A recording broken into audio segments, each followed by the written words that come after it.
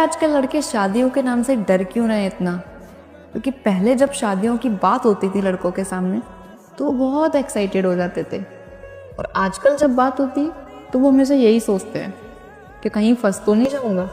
क्योंकि पहले की शादियां ऐसी होती थी कि वो जिंदगी भर का साथ निभाती थी, और आज की शादियां एक पेपर पे लिखी हुई डील बन चुकी हैं।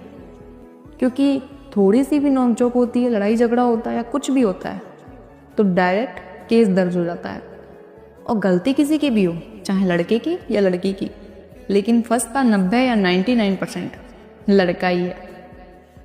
और लड़के ना आजकल शादियों में सिर्फ इस चीज़ से डर रहे हैं कि उन्हें अकेलेपन से डर नहीं लग रहा है, उन्हें डर इस बात का है कि कहीं उनका एक गलत फैसला उनकी ज़िंदगी और उनके पूरे परिवार की ज़िंदगी बर्बाद ना कर दे।